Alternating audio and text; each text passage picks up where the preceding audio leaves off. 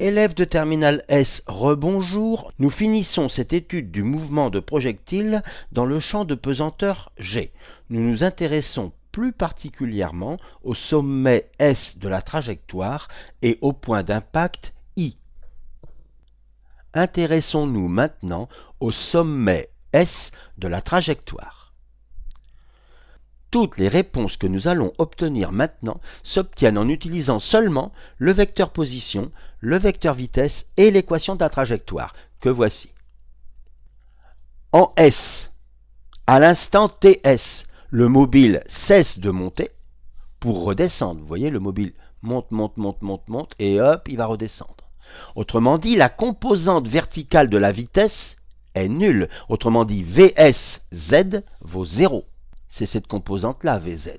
Puisque Vs, Z est nul, cela veut dire que si je remplace T par Ts ici, ça doit valoir 0. Autrement dit, Vsz égale moins GTS plus V0 sinus alpha égale 0, et j'en déduis Ts égale V0 sinus alpha sur G. Autrement dit, j'ai déterminé la date à laquelle le projectile atteint le point S. Vs, la vitesse du projectile lorsqu'il atteint le point S, est égale à Vsy. En effet, la composante Vsx est nulle et on vient de voir que la composante Vsz est nulle. Il ne reste plus que la composante Vsy non nulle qui vaut V0 cos alpha. Voilà la vitesse au point S. Pour être plus précis, le vecteur vitesse au point S, c'est la norme du vecteur, V0 cos alpha, fois le vecteur unitaire Uy. Donc voilà le vecteur Vs et voilà le vecteur Uy. Intéressons-nous maintenant à la flèche, c'est-à-dire la hauteur h atteinte. H, c'est donc la cote du point S, Zs, c'est-à-dire Z à l'instant Ts. Mais Z de T, c'est ceci. Donc Z de Ts, je remplace T par Ts. Et donc j'obtiens moins 1/2 de G Ts carré plus V0 sinus alpha Ts. Et je me rappelle que Ts c'est V0 sinus alpha sur G ici. Donc je remplace, je fais un petit calcul assez rapide et je trouve que H c'est V0 carré sinus carré alpha sur 2G. On le voit très bien. V0 carré sinus carré alpha ici. Et là on en enlève 1/2. Donc il en reste 1/2. Voilà à quoi est égale la flèche. Intéressons-nous maintenant au point d'impact I. On a besoin des mêmes données qui sont toujours là. En I, à l'instant TI, le mobile a la cote ZI égale 0, qui vaut donc Z de TI. Voilà l'expression de Z de T. Je vais donc remplacer T par TI et je vais trouver moins 1/2 de GTI carré plus V0 sinus alpha TI égale 0. Mais je vais mettre TI en facteur, ce qui fait donc TI facteur de cette parenthèse, et ça doit être nul.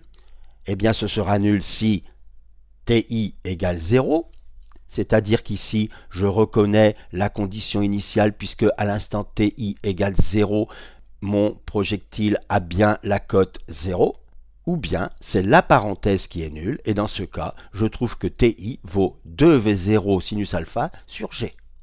Voilà donc l'instant T de l'impact, ici au point I.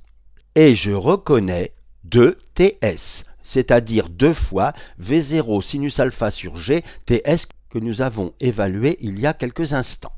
Ceci est logique car la parabole présente une symétrie par rapport au point S et donc il faut autant de temps au projectile pour aller de O à S que de S à I.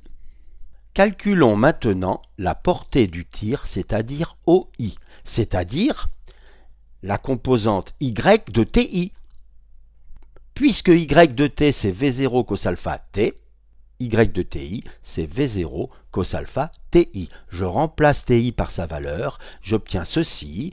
J'obtiens donc V0 carré sur G multiplié par 2 sinus alpha cos alpha qui est égal à sinus de alpha. Autrement dit, voici l'expression obtenue pour la portée du tir. La voilà. Calculons maintenant la norme VI du vecteur vitesse juste avant l'impact. C'est égal à la racine carrée de VIY carré plus VIZ carré. En effet, j'ai appliqué le théorème de Pythagore, c'est-à-dire cette composante au carré, c'est-à-dire 0 que je n'ai pas écrit, plus la deuxième composante au carré, c'est-à-dire VIY carré, plus la troisième composante au carré, VIZ carré. J'obtiens V0 cos alpha carré, premier terme, plus, attention, le deuxième terme, c'est au point I, donc moins GTI plus V0 sinus alpha au carré. Je sais que TI, c'est 2V0 sinus alpha sur G, donc je remplace TI par sa valeur et je trouve ceci.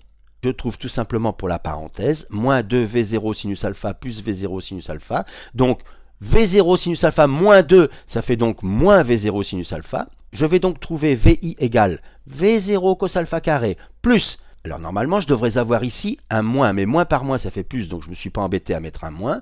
Voilà ce que je trouve. Et si je mets V0 carré en facteur, je vais avoir racine carrée de V0 carré, facteur de cos carré alpha plus sin carré alpha, c'est-à-dire 1, et donc je vais trouver que VI c'est V0.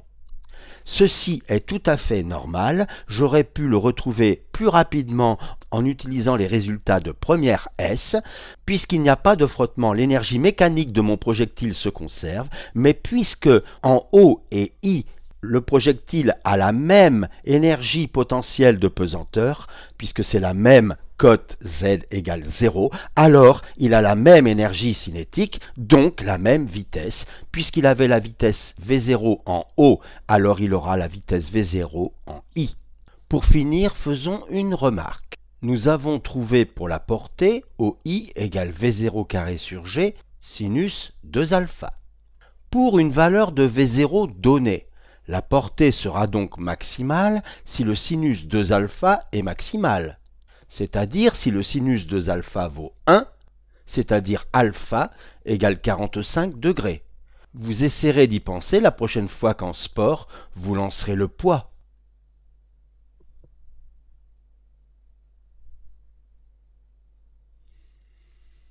Voilà, la leçon est terminée. La prochaine fois, nous ferons une deuxième application de la deuxième loi de Newton. Nous nous intéresserons au mouvement d'une charge électrique dans un champ électrique uniforme. À bientôt!